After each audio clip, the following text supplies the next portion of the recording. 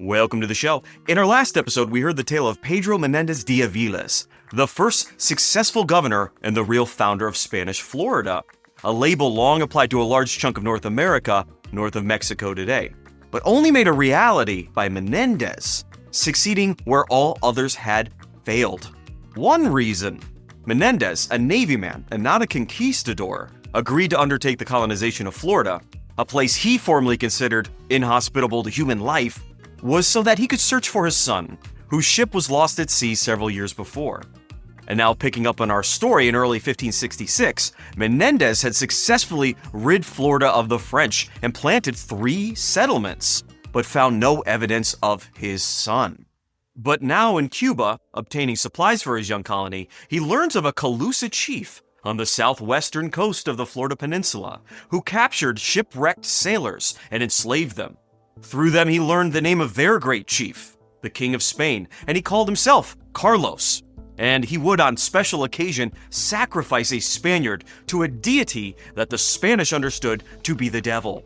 Menéndez found the thought of his own son having such a fate worse than losing him at sea. So, on his return to Florida, Menéndez resolved to find Carlos, before even tending to his own settlements. And upon reaching the western coast of Florida, his boats are approached by a small canoe and a man paddling rapidly towards the Spanish. Unalarmed, but curious, the men look out at the small vessel, and the man in the canoe holds out a crucifix, and he identifies himself as Hernando de Escalante Fontaneda. Certainly, gaining the attention of Menéndez, Hernando told him the tale of sailing with his father 20 years prior, at the tender age of 10, some sources say 13, being cast away on the shores of Florida. The survivors of the shipwreck were then captured by Chief Carlos, and to date, 42 of them had been sacrificed. Overall, Hernando estimated Carlos had captured 200 Spaniards throughout his years there, and now only 12 remain. The sources vary as to when Menéndez learned the fate of his own missing son, but they're all in general agreement that it was Hernando who told him his son was dead. And I can't imagine Menéndez would not inquire about his son right here at this very moment when he meets Hernando. But again, the differing accounts muddy the fact that Menéndez does live to learn that his son was no more.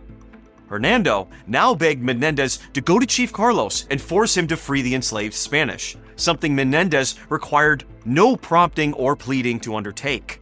The small fleet found the Calusa capital at what is likely to be the Mound Key Archaeological Park in the state of Florida today.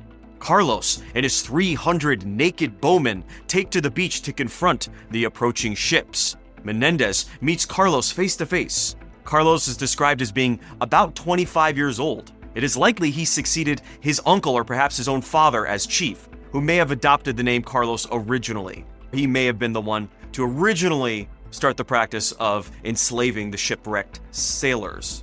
Menéndez and this Chief Carlos, sometimes referred to as Carlos II, sit together on a mat laid upon the sands of the beach. Menéndez brings forth gifts for Carlos and his people. Carlos then sends for a portion of his collection of gold and silver bars recovered from the Spanish ships. Carlos then gifts the bars to Menéndez. Having Fernando with them, both men are able to communicate through him. And even with the go-between, the two men were getting along quite well. Menéndez even invited Carlos to inspect his ship. And once aboard, the Spanish quickly sail into the open ocean, and Chief Carlos watches as his land disappears over the horizon. Menéndez now makes Carlos an offer he can't refuse. Release the Spanish captives, and our two people can live in peace. The alternative remained unsaid, but understood. Carlos is then brought back ashore, and the enslaved Spanish that he had in his immediate possession were given over to Menéndez. It is known that some Spaniards there then traded Carlos's people, the Calusa, for some more shipwrecked gold, and then Menéndez left, leaving no missionaries or colonists. But the Spanish will return to Chief Carlos. Until then, Menéndez, in early 1566, will finally sail back to his young colony of Spanish Florida. During the tail end of the previous year, Menéndez founded the settlement that today we would call St. Augustine, Florida. He defeated the French at Fort Caroline, placed his own people there, and renamed it Fort San Mateo. And then he met the friendly Ayas people in the vicinity of Cape Canaveral and made a third settlement among the natives. Menéndez did all of this in 3 months, surpassing the efforts of his many failed predecessors before leaving for Cuba, and that's where our episode picked up. Now he has returned, and the news is not great. Over winter, the men left in Ayas country ran out of food, and then the Ayas refused to trade food in sufficient quantities to sustain the men. Inevitably, the desperate men went about the countryside taking the food by force from the Ayas people. The Ayas, understandably, fought back, killing 15 of them, and the men, unified under the leadership of a common soldier named Escobar, used their only boat to flee Florida and head to New Spain. That would be roughly Mexico today. Along the way, a certain Captain Velez intercepts them and takes them to the fort on the island of St. Lucia. Menéndez is now down 1 settlement. Moving up the coast, at St. Augustine, Menéndez last fall placed his brother in charge of the young settlement before leaving for Cuba, and his brother spent the winter managing the quickly diminishing food supply and the anger of his soldiers.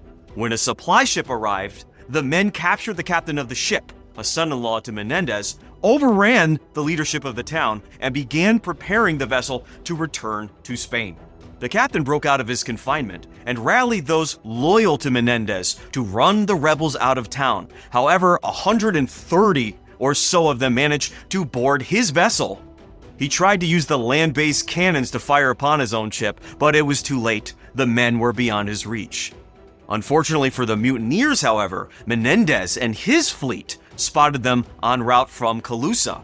Menéndez had the ringleaders executed, and the rest were distributed among his ships for quick redeployment in Florida. St. Augustine is scarred, but intact. Now on to his third settlement. Over winter at San Mateo, some of the men who escaped St. Augustine sailed north instead of south in a smaller vessel. They reached San Mateo, where the garrison there also faced a food shortage. The St. Augustine mutineers persuade 120 of these men to take a ship and begin preparing it for the voyage back home. A mere 25 of the men remain at the fort, loyal to Menéndez. Menéndez, leaving St. Augustine, catches this group of mutineers on the shore, still staging their escape, and offers them all a pardon if they were only to return to their posts. Of the 120 men, 35 accept the pardon. The rest of the men manage to evade Menéndez and escape during a storm in their commandeered vessel. San Mateo is diminished, but remains. In total, while Menéndez was gone, his young colony lost one of its 3 settlements. Overall, about 100 people died over winter from hunger and or disease, and with the number of successful deserters added in, scholars estimate that Menéndez had lost half his soldiers in about 6 months' time. To make matters worse, Menéndez had so thoroughly defeated the French last fall, the king's promised 1,500 additional soldiers were reduced down to 450, 300 of which Menéndez would have to support himself. These men arrived in March of 1566. Menéndez placed 150 at St. Augustine, 150 at San Mateo. The last 150 he set aside for exploration, taking the men by boat further north. Menéndez intended to settle Santa Elena, which today we would call Paris Island, South Carolina. This was the site the Spanish king had long wished for his governors to settle. Governor de Luna had failed to do so. Menéndez, who always succeeds in the wake of another's failure, determined to do so. On the voyage north, he lands at a village in Gull country, along the coast of modern-day Georgia, a native group Menéndez had yet to meet.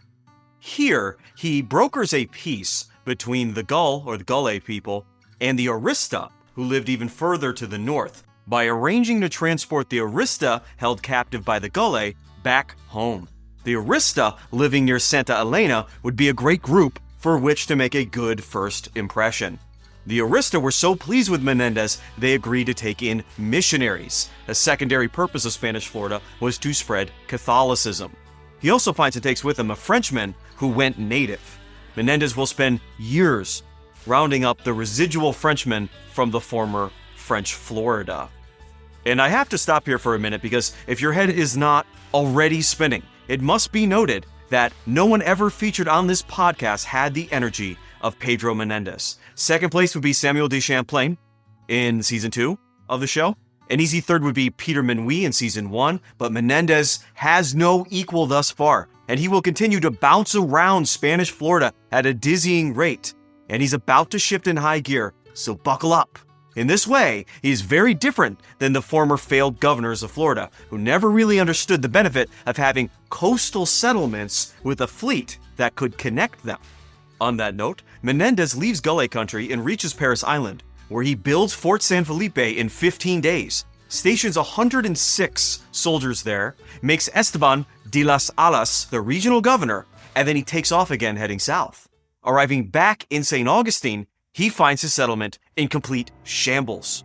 The Saloy tribe, the year before, took in the Spaniards, and their village became St. Augustine. Now, fed up with their guests, they found an ally in the Timucua Chief Saturiwa, a friend of the French, and the two united groups at St. Augustine burned down the Spanish fort and murdered over 100 Spaniards.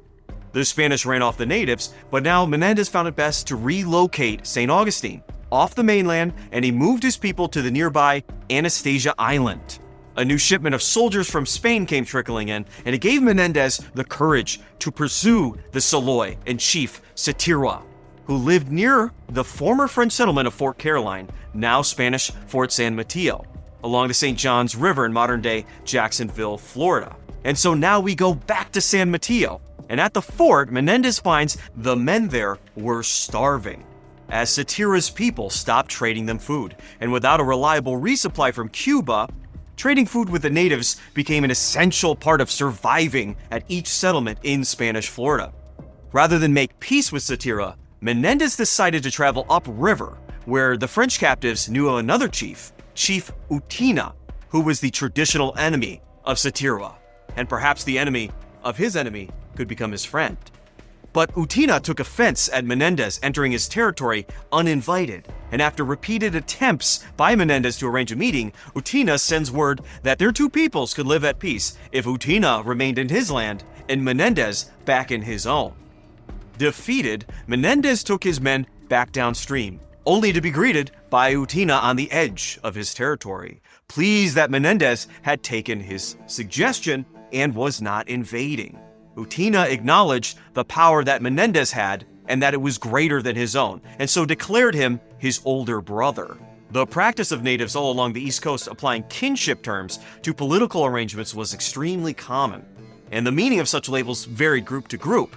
To Utina, the title of older or elder brother likely meant to establish the fact that the Spanish were perceived as being more powerful between the two parties, and being political brothers in title that they likely would have an alliance with one another. Furthermore, Utina, being the younger brother, could expect some level of protection provided by the older brother. In return, the older brother, being the Spanish, could expect Utina to yield in decisions that would involve both parties. There would be yearly mutual gift-giving, and both brothers would at times go to war together. This would be an approximate of Utina's idea of this brotherly arrangement. For the Spanish, when a native chief anywhere gives the Spanish governor a title like elder brother, they usually take the most advantageous interpretation and accept it as a verbal submission to the King of Spain. Mind you, we are still in May of 1566, and Menéndez, he has already hemmed in Saturiwa, made an alliance with Utina, brokered a peace between the Galle and the Orista. He visited Carlos. We forgot about that already. He planted a colony in a fort at Santa Elena. He rounded up mutineers. He resuscitated San Mateo and St. Augustine. And he did all of this in less than 5 months. And now he quickly returns again to Cuba. Perhaps the man would take a long nap. But no, he arranges for resupply of his colony, particularly for livestock. Menéndez envisioned a self-sustaining colony. His cows, goats, and chickens could help in this regard, but the colonists became so hungry when he was away, time and time again, they will eat all the animals. Menéndez will have to send out for livestock several times. This is a minor example, but one worth noting here. It's a rare example of Menéndez failing at something.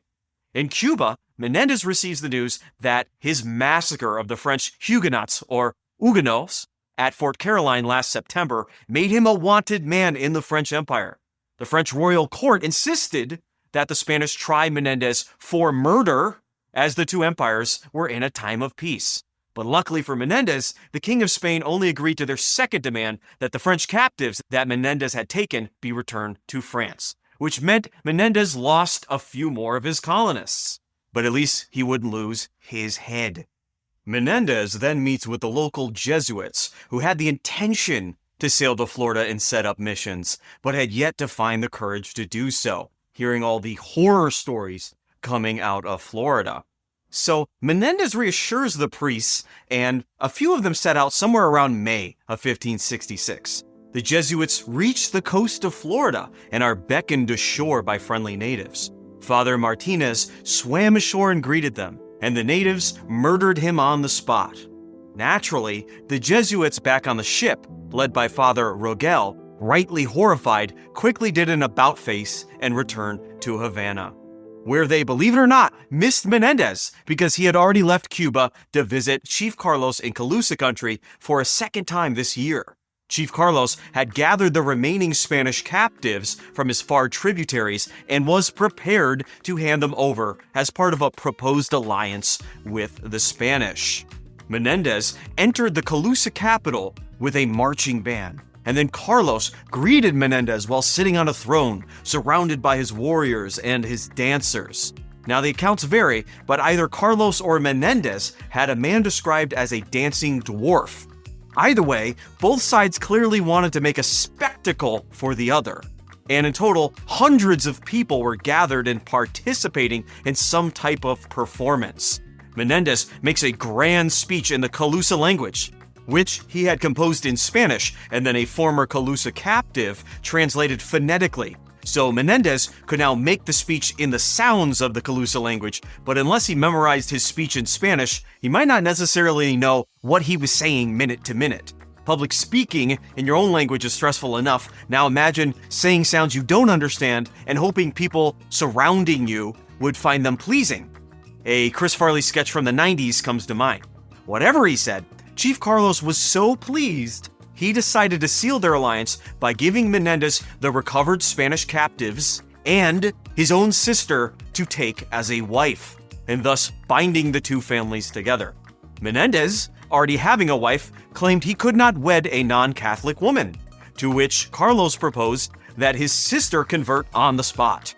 Menéndez could not sense a way to avoid this entanglement without undoing the goodwill between the two peoples. In quick time, the sister is baptized, and then she adopts the name Donna Antonia. A wedding ceremony is held, along with a feast, and that night, she is sent to the tent of Menéndez to consummate the marriage. The sources vary on what happened that night. Some assume the deal went down because that's what the Calusa expected. Others note that Menéndez, moving forward, will have a very disinterested attitude towards her, so why would tonight be any different? Either way, the next day Menéndez has his new bride and her servants sent to Cuba for religious instruction. Far from being his wife, Menéndez intended to use her and her party as the first converts among the Calusa, where he hoped one day the people would all become Catholic subjects to the Spanish king. With another resounding success under his belt, Menéndez now leaves Calusa country for a third visit to Cuba this year. Although it had only been a few weeks, Menéndez receives a report that 5 of Donna Antonia's servants had died from illnesses, and that she was upset that Menéndez had sent her away, and she had become depressed.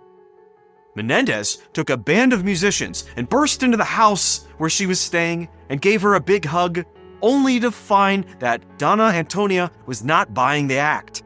She was a proud woman from a chiefly clan, not accustomed to being pushed off or ignored. She expected him to be a husband in the fullest sense, and she wanted to reside where he lived. Menéndez then claimed that Christians could not have relations with their wives 8 days after a battle, and so could not be tempted by having her live in his dwelling right now. Donna accepted this, but then asked him when was the battle. Menéndez claimed it was 2 days prior, so she counted out 6 days, putting Menéndez on notice. Menéndez, still tending to his resupply effort for his young colony, quickly finds a reason to leave Cuba yet again, and that was to deliver his supplies to his settlements, along with the fresh supply of sailors and soldiers sent by Spain to reinforce the colony. Ever the Admiral, he only sends about half of them to Florida. The other he sets about to patrol the Caribbean for pirates. Another responsibility given to him by the king. The most important man to arrive in Florida in this wave was Juan Pardo, who signed his name in the Portuguese fashion. And having led a mixed group of Spanish and Portuguese soldiers, it's possible he was a Portuguese man himself, but he's working for Spain. Pardo was sent to Santa Elena to take command of Fort San Felipe from Captain Las Alas, who refused to submit to this newcomer.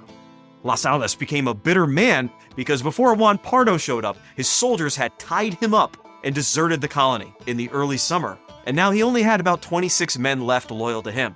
Las Alas would not allow Pardo or his men to live in the fort, which forced the men to live outside the walls. The byproduct of this, of course, would be that these soldiers built the first houses of Santa Elena proper. When Menéndez arrives at Santa Elena, he quickly makes it clear to the captains that Pardo would be the superior officer and Las Alas would be his lieutenant.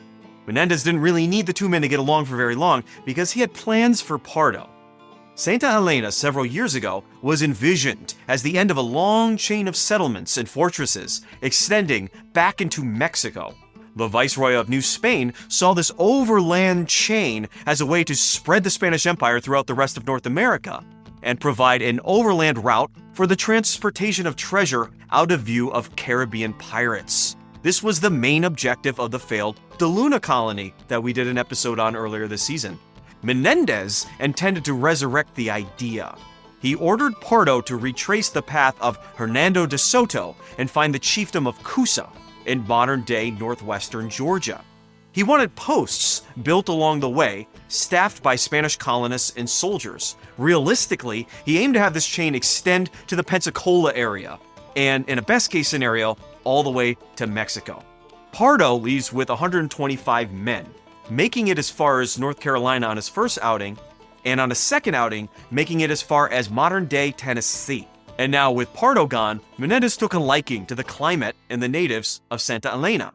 So he decides to make this place, not St. Augustine, the capital of Spanish Florida. And in Pardo's absence, Las Alas would get to now be the governor of this specific settlement. Having saved the day once again, Menéndez takes off to the south. He drops a few men off in Gully country, where they build a small fort, and then he lands at Fort San Mateo on the St. Johns River, where he finds the leaders had to put down yet another mutiny. This time 100 soldiers, tired of Chief Saturiwa's attacks and near starvation, tried to take off for Carlos country to rob the natives there of all the shipwrecked gold the Spanish now knew could be found there. When Menéndez arrives, the leaders had already imprisoned these men within the fort. Likewise, he learns the men he just dropped off in Gully country had already abandoned their posts. This underscores a very real problem for Spanish Florida in that there was only one Pedro Menéndez, and wherever he might be, Spanish Florida tended to do great. But as soon as he leaves, there's no one who can fill his shoes. At Fort San Mateo, Menéndez, taking in the situation, realizes San Mateo is pretty vulnerable at this point, and he decides it would be prudent to try to open a dialogue with Saturiwa, who lived nearby. Menéndez sails up the St. John's, searching for Saturiwa. He's also hoping to discover that the St. John's would let out on the other side of Florida into the Gulf. He finds neither Saturiwa nor a westward outlet, and returns to San Mateo somewhat deflated, only to find that the local natives have again agreed to trade food with the Spanish, and the attacks seem to have stopped at least temporarily. Menéndez, greatly relieved, decided that he didn't need to rehabilitate all of the imprisoned mutineers, especially if relations with the natives remained peaceful. So instead, he had the leaders of the mutiny put on trial and executed in front of the others, who would be let off with a stern and perhaps final warning. Finished here, he then goes back to St. Augustine, where his brother remained governor. Now completely relocated to Anastasia Island, here Menéndez institutes the first written law code for Spanish Florida.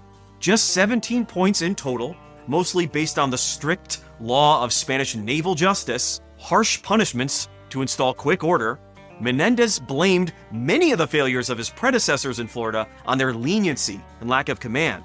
Menéndez wanted Florida to run like a well-ordered ship, a model he knew well, and his law code reflects as much.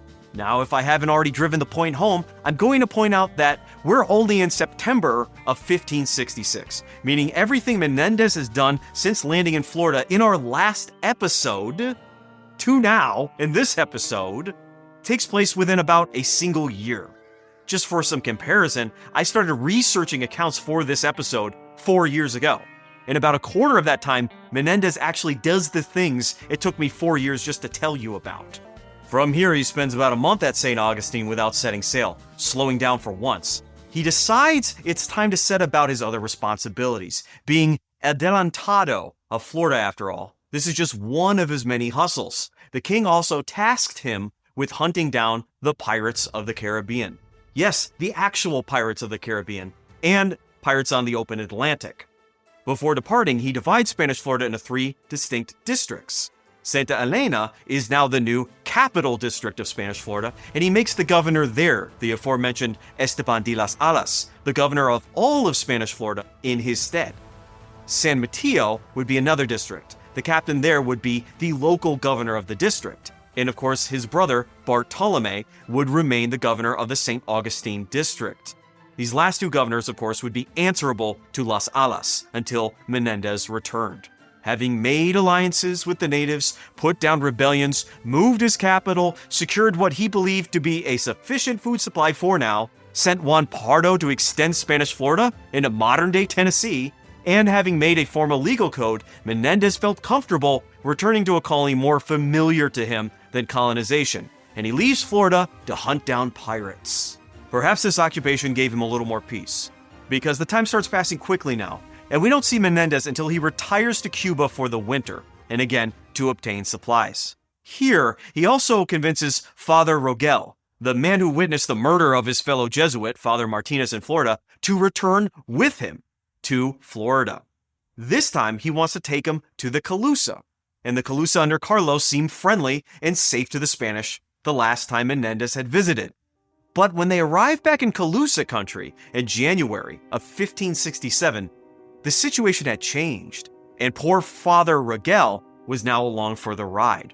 The few Spanish Menéndez had left with Carlos told Menéndez that Carlos still held Spaniards as slaves in the periphery of his chiefdom, and now they suspected Carlos of plotting to kill them all. Menéndez himself sensed no reason to suspect Carlos of ill intentions, but Menéndez brought the chief's sister, his own supposed wife, back to Carlos, and the woman was furious. She quickly informed Carlos that Menéndez had neglected her and she wanted out of the marriage. Menéndez did not protest, and the poor woman was relieved to return to her people. Now Carlos, already feeling his kinship rejected, is asked by Menéndez to make peace with his traditional enemy, the nearby Tocobaga people. At first, he protests, but then he goes along with Menéndez, and a testy peace is created between the Calusa and the Tocobaga. Menéndez used this opportunity to leave 30 soldiers among the Tocobaga. Then, before leaving Carlos' country, Menéndez leaves an additional 30 to 50 soldiers, depending on the source, on an island near the Calusa capital, along with Father Rogel, tasked with starting his mission here, timid as he was.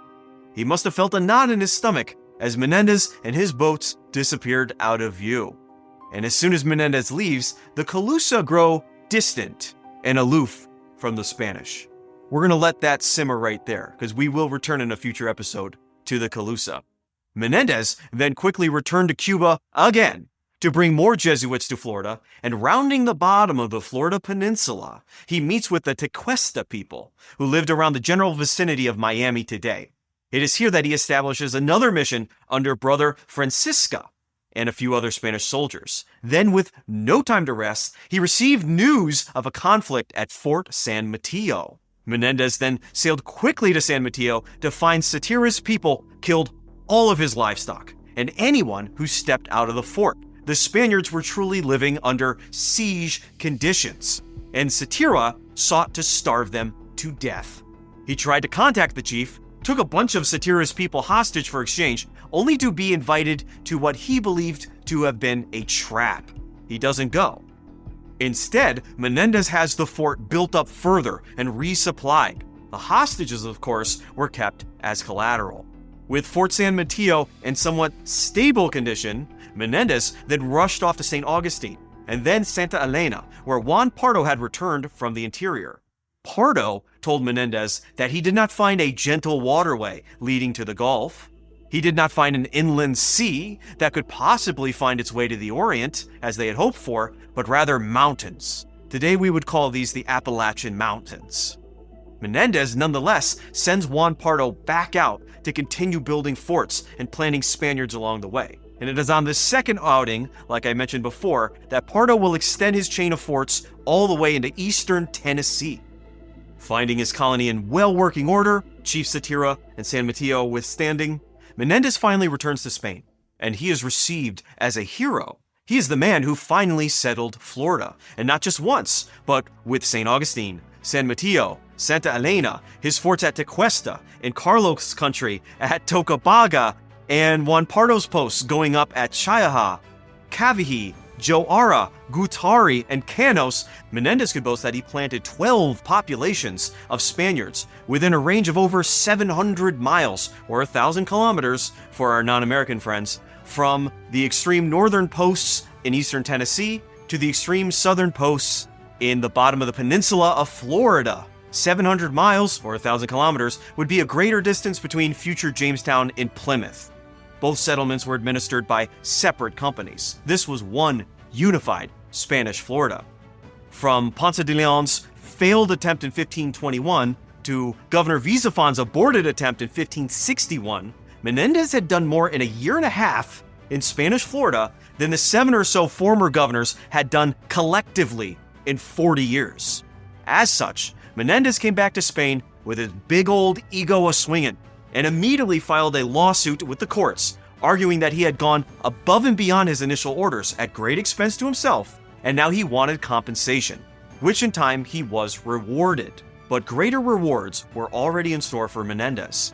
First, he is made governor of Cuba, or Cuba, and he's made captain general of the West, entitling him to 20% of any of the cargo seized by the Western Fleet, and a yearly salary.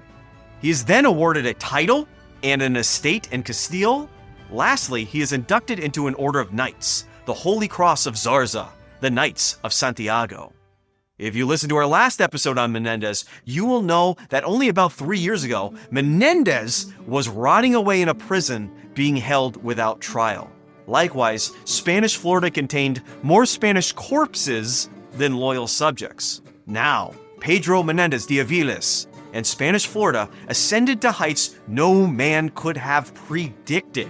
And yet, what goes up must come down. We are now at the apex of 16th century Spanish Florida. You know it, I know it, Pedro Menéndez will have to live it. All appears well, but storm clouds are about to break over the horizon, and it's going to get dark. It is here that I leave you until next time.